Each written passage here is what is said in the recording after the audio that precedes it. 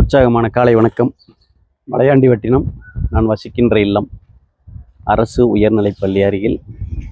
நேற்று பார்த்திங்கன்னா கேரளா டு உடுமலை நாம் செய்யக்கூடிய பில்டிங்க்கு கேரளாவின் மிக அடர்ந்த வனப்பகுதியிலிருந்து பல்லாண்டுகள் பழமையான மரங்கள், தேக்கு மரங்கள் வெட்டப்பட்டு அரசின் அனுமதியுடன் வெட்டப்பட்டு இங்கே பார்த்திங்கன்னா